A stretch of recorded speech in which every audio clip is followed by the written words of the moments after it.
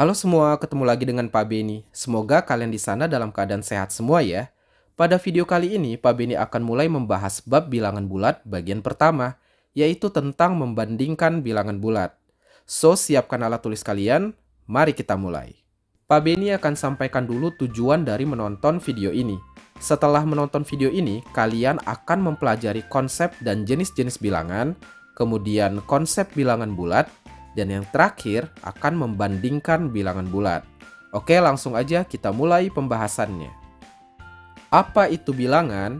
Bilangan adalah konsep matematika yang paling dasar dan paling penting karena digunakan untuk perhitungan dan juga pengukuran. Coba bayangin, kalau nggak ada bilangan, mungkin seluruh aspek kehidupan akan sangat sulit untuk dijelaskan.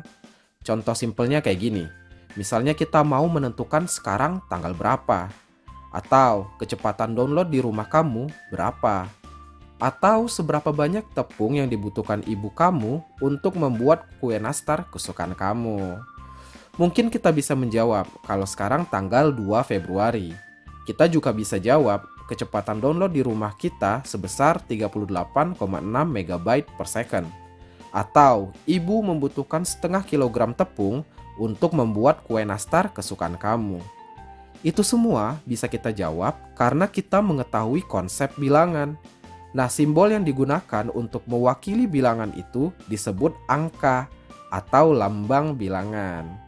Bisa kita lihat di sini, bilangan itu enggak selalu dinyatakan kayak gini. Bisa juga pecahan kayak gini. Dan ada lagi jenis-jenis lain sesuai dengan kebutuhannya nanti. Oleh karena itu, kita lanjutkan pembahasannya ke jenis-jenis bilangan.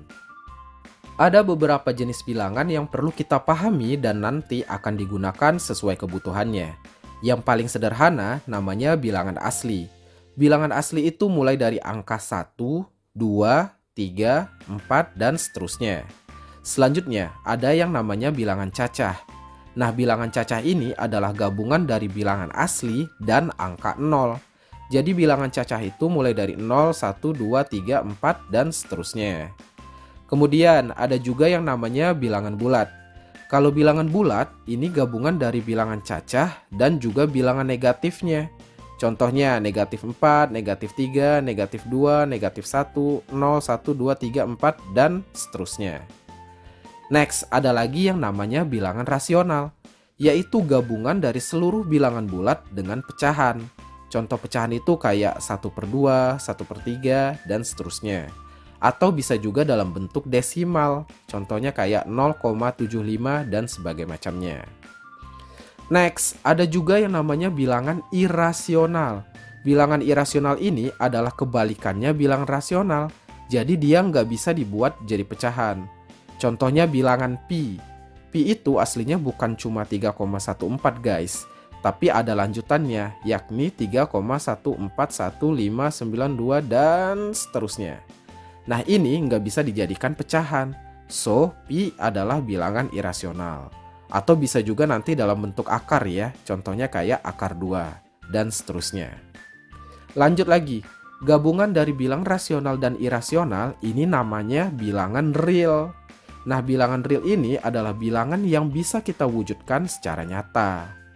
Tapi emang ada bilangan yang nggak bisa diwujudkan secara nyata?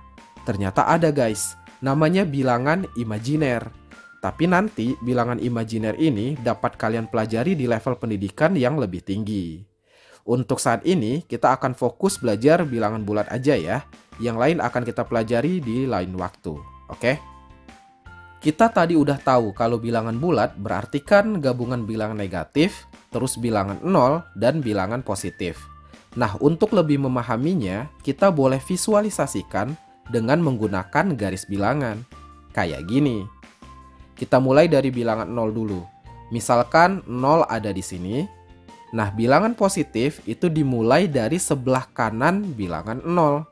Contohnya positif 1, positif 2, positif 3, dan seterusnya. By the way, tanda positif nggak perlu ditulis ya. Jadi langsung aja angkanya. Nah, bilangan negatif dimulai dari sebelah kirinya angka 0. Contohnya negatif 1, negatif 2, negatif 3, dan seterusnya. Nah, dari sini kita bisa lihat bahwa makin ke kanan nilainya makin besar guys. Begitu juga sebaliknya, makin ke kiri nilainya makin kecil. Jadi kalau ditanya, mana yang lebih besar nilainya antara 1 dan negatif 2? Nah, walaupun negatif 2 angkanya terlihat lebih besar, tapi ingat ya, ini negatif.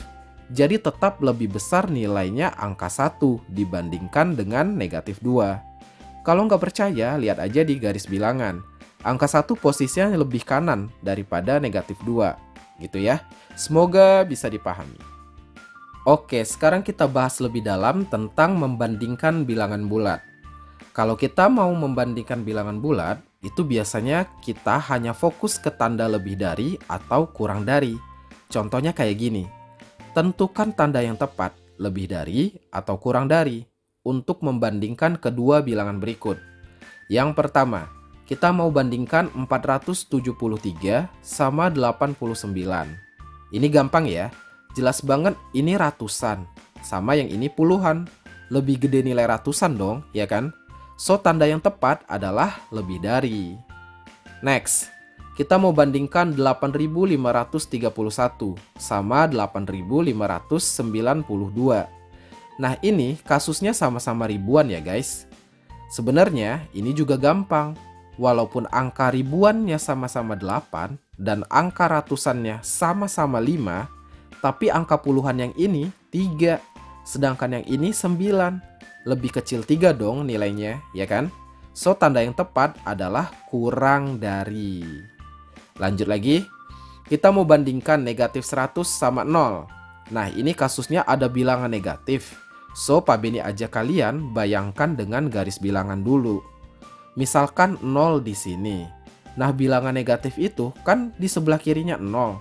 Berarti mulai dari negatif 1 di sini, negatif 2, negatif 3, dan terus sampai negatif 100. Lihat catatannya. Pada garis bilangan, makin ke kiri angkanya, maka nilainya makin kecil. So, karena negatif 100 posisinya di sebelah kiri 0, maka negatif 100 nilainya kurang dari 0. Gitu ya. Terakhir, kita mau bandingkan negatif 147 sama negatif 195. Nah, ini kasusnya ada bilangan negatif lagi. So, Pak Beni ajak kalian bayangkan dengan garis bilangan. Masih ingat kan tadi cara penulisan bilangan negatif pada garis bilangan? Kalau di sini 0, ke kirinya negatif 1, terus negatif 2, terus negatif 3, dan terus sampai misalnya di sini negatif 147. Lanjut lagi negatif 148, 149, dan terus lagi baru muncul negatif 195 kan? Lihat catatannya lagi. Pada garis bilangan, makin ke kanan angkanya, maka nilainya makin besar. So, karena negatif 147, posisinya di sebelah kanan negatif 195, maka negatif 147 nilainya lebih dari negatif 195. Nah, Pak Beni menyarankan, jika kalian ragu setiap kali membandingkan bilangan negatif, coba bayangkan dengan garis bilangannya. Itu akan sangat membantu guys. Gitu ya, semoga bisa dipahami. Oke, sekarang kita coba terapkan ke kehidupan nyata. Berikut ini adalah data suhu pada suatu siang di beberapa kota dalam derajat Celcius. Kota Moskow di sini negatif 8 derajat Celcius, kota Tokyo negatif 4 derajat Celcius, kota Berlin 5 derajat Celcius, kota Boston negatif 2 derajat Celcius, dan kota Melbourne 12 derajat Celcius. Pertanyaan pertama, kota mana yang suhunya paling panas? Sebagai informasi, makin besar nilai angkanya, maka suhunya makin panas ya guys. Dan juga sebaliknya, makin kecil nilai angkanya, maka suhunya semakin dingin. Sekarang, kalau kita buat di garis bilangan, suhu kota-kota tersebut nanti kayak gini kan?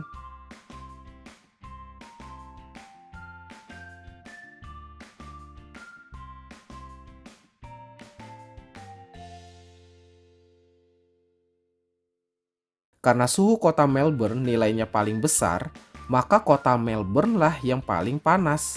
Gitu ya, bisa dipahami kan? Pertanyaan kedua, kota mana yang suhunya paling dingin? Berarti kita lihat kota yang nilai suhunya paling dingin. Berarti ini kan, yaitu kota Moskow. Gitu, gampang ya.